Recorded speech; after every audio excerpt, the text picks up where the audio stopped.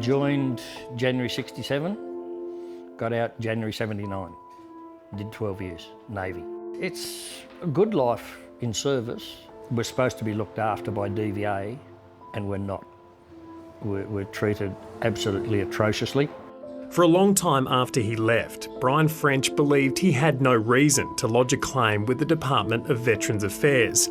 He'd been, by his estimation, fortunate in Vietnam, not exposed to jungle warfare or hand-to-hand fighting. Mostly it was good. I did 5 trips into Vietnam on the Sydney, on the Vung Tau ferry. That was probably the worst of it.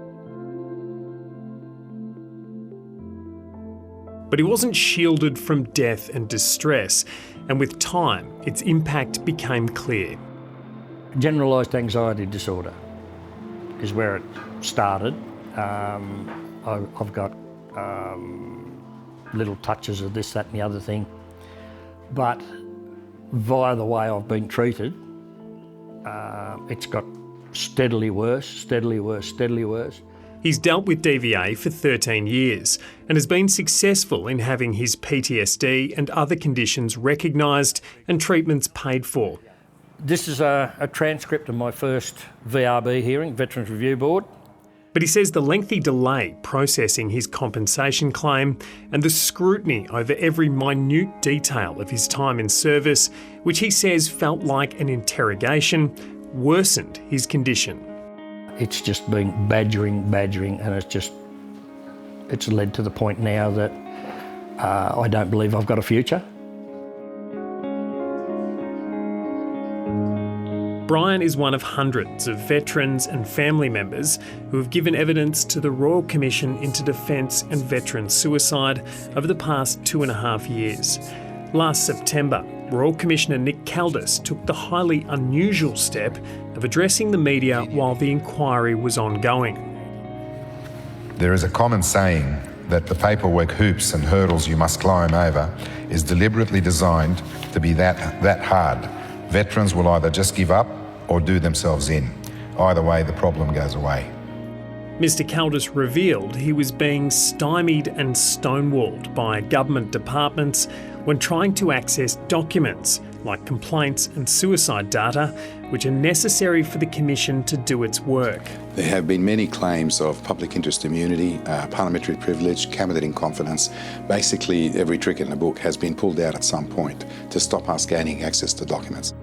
730 reached out to see if Mr. Caldis's public comments had made a difference, to check if, in the intervening 4 months, those critical documents had been given to the Commission.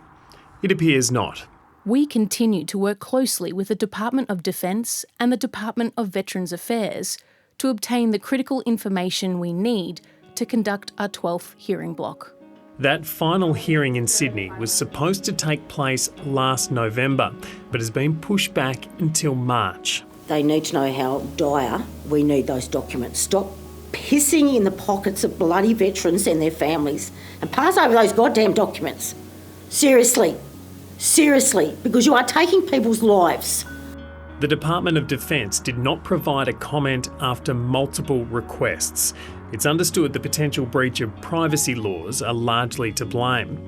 Senator Lambie is not convinced Defence and the Commonwealth have good reasons for holding back information. I find it absolutely atrocious. They have an opportunity to showcase themselves and show that they are very open to fixing these issues, and they're not doing that. To compensate for the delays, the Royal Commission asked for a 12-month extension to their June deadline, which the government denied.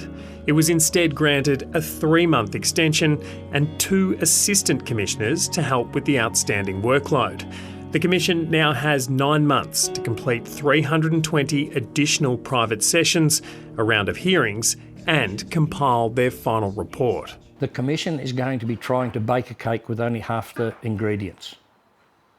And that's not good enough. This is a one-in-a-lifetime thing.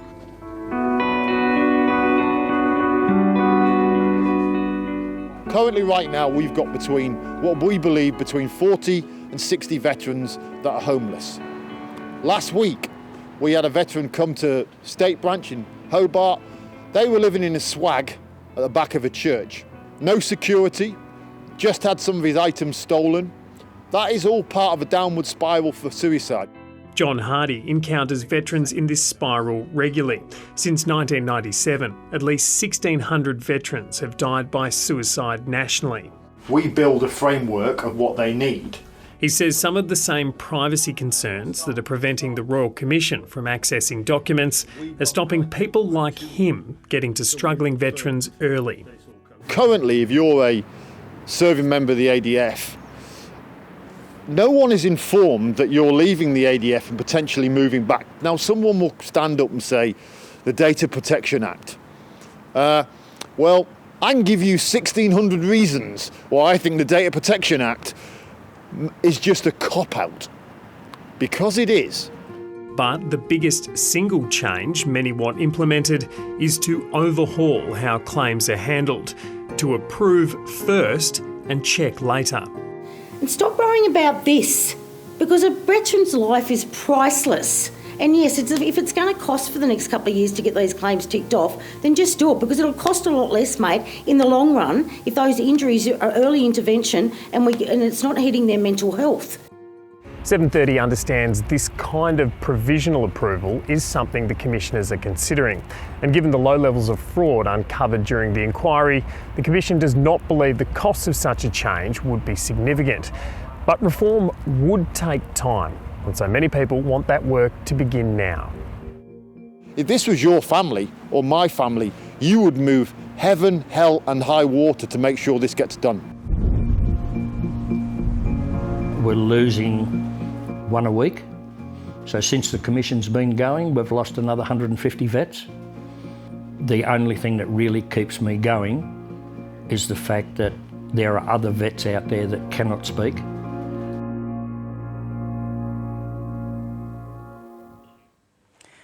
And if that story has raised any issues for you, you can call Lifeline on 13 11 14.